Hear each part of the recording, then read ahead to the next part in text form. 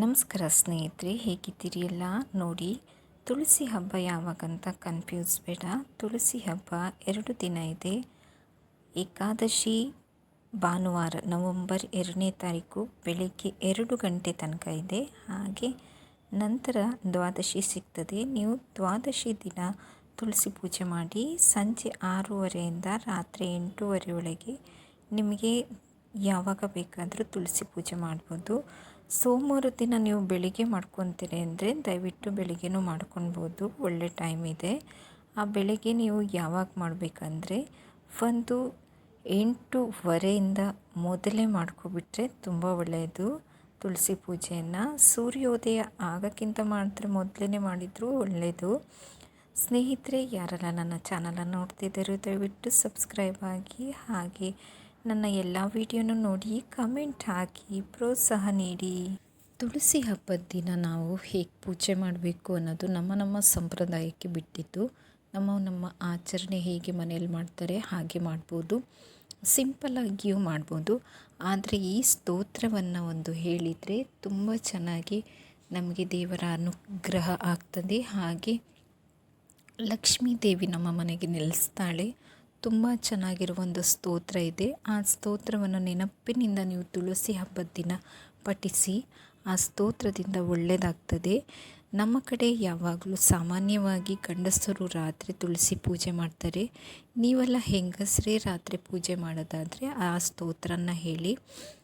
ಹಾಗೆ ತುಳಸಿಗೆ ನಾವು ನೆಲ್ಲಿಕಾಯಿಯನ್ನು ಇಟ್ಟು ತುಳಸಿಗೆ ವಿವಾಹ ಮಾಡ್ತೀವಿ ಮಹಾವಿಷ್ಣುವಿನ ಜೊತೆಗೆ. ನೋಡಿ, ನಮ್ಮ ಮನೆಯ ತುಳಸಿ, ನಮ್ಮ ಮನೆಯ ಸುತ್ತಮುತ್ತ ತುಂಬ ತುಳಸಿ ಇದೆ. ತುಂಬ ಶ್ರೇಷ್ಠ ಅಂತೆ ಮನೆ ಹತ್ತಿರ ತುಂಬ ತುಳಸಿ ಇದ್ದರೆ. ನೋಡಿ, ತುಂಬ ತುಳಸಿ ಇದೆ ನಮ್ಮ ಮನೆ ಹತ್ತಿರ. ತುಳಸಿ ದೇವಿಯ ಒಂದು ಸಣ್ಣ ಪರಿಚಯನ ಮಾಡಿಸ್ತೇನೆ. ವೃಂದ ಎಂಬವಳು ರಾಜಕುಮಾರಿ. ಅವಳನ್ನು ಅಸುರ ಜಲಂಧರ ವಿವಾಹವಾಗ್ತಾನೆ. ಅವನದ್ದು ತುಂಬ ರಾಕ್ಷಸ ಗುಣ ಇರೋದ್ರಿಂದ ದೇವಾನುದೇವತೆಗಳಿಗೆ, ಜನರಿಗೆ, ಎಲ್ಲರಿಗೂ ತುಂಬ ಹಿಂಸೆ ಮಾಡ್ತಾನೆ. ಅವನ ಕಾಟ ತಾಳಲಾರದೆ ಮಹಾವಿಷ್ಣುವು ಅವನ ವೇಷದಲ್ಲಿ ಬಂದು ವೃಂದಳನ್ನು ಒಂದು ದಿನ ಅವಳ ಗಂಡನಾಗಿ ಇರ್ತಾನೆ. ಅವಳ ಪಾತಿವ್ರತೆ ಹಾಳಾದ ತಕ್ಷಣ ಜಲಂಧರ ಸಾಯ್ತಾನೆ. ಇದನ್ನು ನೋಡಿದ ವೃಂದ ಶಾಪ ಕೊಡ್ತಾನೆ ವಿಷ್ಣುವಿಗೆ, ನೀನು ಶಿಲೆಯಾಗಿ ಹೋಗುವಂತ. ಅದನ್ನು ಶಾಪ ವಿಮೋಚನೆ ಮಾಡ್ಕೊಳ್ಳುವಾಗ 6 ತಿಂಗಳು ನೀನು ಮಲಗಿರು ಅಂತ ಶಯನ ಸ್ಥಿತಿಯಲ್ಲಿರು. ನಂತರ ನೀನು ಎದ್ದಾದಮೇಲೆ ದ್ವಾದಶಿ ದಿನ 1 ದಿನ ಮಟ್ಟಿಗಾದರೂ ನೀನು ನನ್ನ ಗಂಡನಾಗಿ ಇದ್ದಿರೋದ್ರಿಂದ ನನ್ನ ಜೊತೆ ವಿವಾಹ ಆಗಬೇಕು. ಮುಂದೆ ನಾನು ಒಂದು ಸಸ್ಯಾಗಿ ಹುಡ್ತೇನೆ ಅಂತ ಹೇಳಿ ಅವಳು ಭಸ್ಮವಾಗಿ ಹೋಗ್ತಾಳೆ. ಅವಳು ಭಸ್ಮವಾದ ಸ್ಥಳದಲ್ಲಿ ತುಳಸಿ ಗಿಡ ಆಯಿತು ಅನ್ನೋದೊಂದು ನಂಬಿಕೆ ಇದೆ.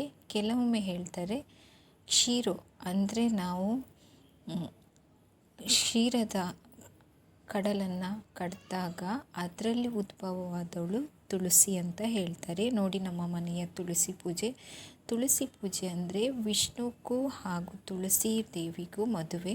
ಹಾಗೆ ನಾವು ಮದುವೆ ಮನೆ ಥರನೇ ಸಿಂಗಾರ ಮಾಡಬೇಕು. ತುಳಸಿಗೆ ನಾವು ಪೇಂಟೆಲ್ಲ ಮಾಡ್ತೀವಿ ತುಳಸಿ ಕಟ್ಟೆಗೆ. ಹಾಗೆ ಮಂಟಪ ಮಾಡಿ, ಕೆಲವರು ಮನೆಯಲ್ಲಿ ಬಾಳೆ ಕಂಬ ಇಡ್ತಾರೆ, ನಾವು ಕಬ್ಬನ್ನು ಇಡ್ತೇವೆ. ಸುತ್ತ ದೀಪವನ್ನು ಇಟ್ಟು ತುಂಬ ಚೆನ್ನಾಗಿ ಅಲಂಕಾರ ಮಾಡ್ತೇವೆ. ಹಾಗೆ ನಾವು ಕಾಯಿ ಮತ್ತು ಅಕ್ಕಿ ಇಟ್ಟು ಅವಲಕ್ಕಿ ನೈವೇದ್ಯ ಮಾಡಿ ಹಾಲನ್ನು ಅಭಿಷೇಕ ಮಾಡ್ತೇವೆ. ಕೆಲವು ಮನೆಯಲ್ಲಿ ಕೆಲವು ಸಂಪ್ರದಾಯ ಇರ್ತದೆ, ಅವರು ಆ ಥರ ಮಾಡ್ತಾರೆ. ನಾವು ಒಂದು 9 ಆರತಿಯನ್ನು ಮಾಡ್ತೇವೆ. ಚೆನ್ನಾಗಿ ಪೂಜೆ ಮಾಡ್ತೇವೆ, ತುಂಬ ಗ್ರ್ಯಾಂಡಾಗಿ ಮಾಡ್ತೇವೆ. ಯಾಕಂದರೆ ನಾವು ಮದುವೆ ಹೇಗೆ ಆಚರಿಸ್ತೇವೋ ಹಾಗೆ ವಿಷ್ಣುವಿನ ಜೊತೆ ತುಳಸಿಯ ವಿವಾಹವಾಗಬೇಕು. ಹಾಗೆ ನಾನಿವಾಗ ನಿಮಗೆ ಯಾವ ಸ್ತೋತ್ರವನ್ನು ಹೇಳಿದರೆ ಒಳ್ಳೆಯದಾಗುತ್ತೆ ಅಂತ ಹೇಳಿದ್ನೋ ಆ ಸ್ತೋತ್ರವನ್ನು ನಾನು ನಿಮಗೆ ಇವಾಗ ಹೇಳ್ತಾ ಇದ್ದೀನಿ. ಪ್ರಸೀದ ತುಳಸಿ ದೇವಿ ಪ್ರಸೀದ ಹರಿವಲ್ಲಭೆ ಕ್ಷೀರೋದ ಮತನೋತ್ಪತೆ ತುಳಸಿ ತ್ವಾನ್ ನಮಾಮ್ಯಹಂ ಅಂತ ಹೇಳಬೇಕು.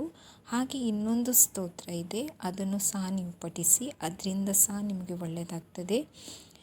ಯನ್ಮೂಲೆ ಸರ್ವತೀರ್ಥಾನಿ ಯನ್ಮಧ್ಯೆ ಸರ್ವದೇವತಾ ಯದಗ್ರೆ ಸರ್ವವೇದಾಶ್ಚ ತುಳಸಿ ತ್ವ ನಮಾಮ್ಯಹಂ ಅಂತ ಹೇಳಬೇಕು. ಇದರ ಅರ್ಥ ಏನಂದರೆ, ಬೇರಿನಲ್ಲಿ ಸಕಲ ಪುಣ್ಯತೀರ್ಥಗಳು, ಮಧ್ಯಭಾಗದಲ್ಲಿ ಸಕಲ ದೇವತೆಗಳು, ಮೇಲ್ಭಾಗದಲ್ಲಿ ಸಕಲ ವೇದಗಳು ಇರುವಂಥ ತುಳಸಿ ದೇವಿ ನಿನಗೆ ನಮಸ್ಕಾರ ಅಂತ ಹೇಳ್ತಾ ಇದ್ದಾರೆ. ಇದರಲ್ಲಿ ಔಷಧ ಗುಣ ಹಾಗೆ ಇದೆ. ಹಾಗೆ ನೆಗೆಟಿವಿಟಿ ತುಂಬ ಹೋಗ್ತದೆ, ಮನೆ ಸುತ್ತ ಇದ್ದರೆ ತುಂಬ ಒಳ್ಳೆಯದು. ಹಾಗೆ ಮಕ್ಕಳಿಗೆ ಕೆಮ್ಮು ಏನೇ ಆದರೂ ಸಹ ಈ ತುಳಸಿ ಕಷಾಯದಿಂದ ಒಳ್ಳೆ ಗುಣ ಆಗುತ್ತೆ. ತುಂಬ ಚೆನ್ನಾಗಿ ಇರುವಂಥದ್ದು ಔಷಧಿ ಗುಣ. ಹಾಗೆ ತುಂಬ ಒಳ್ಳೆಯದಂದರೆ ತುಳಸಿ, ಕೃಷ್ಣ ತುಳಸಿ ಇನ್ನೂ ಒಳ್ಳೆಯದು. ತುಳಸಿ ಹಬ್ಬದ ದಿನ ಕೃಷ್ಣ ತುಳಸಿ ಹಾಗೂ ನೆಲ್ಲಿ ಗಿಡನ ಇಟ್ಟು ವಿವಾಹ ಮಾಡ್ತಾರೆ. ಅದು ತುಂಬ ಶ್ರೇಷ್ಠ ಅಂತ ಹೇಳ್ತಾರೆ. ಕೆಲವೊಮ್ಮೆ ನೆಲ್ಲಿ ಗಿಡ ಸಿಕ್ಕೋದಿಲ್ಲ, ಕೆಲವರು ನೆಲ್ಲಿಕಾಯಿ ಇಟ್ಟು ಪೂಜೆ ಮಾಡ್ತಾರೆ. Thank you.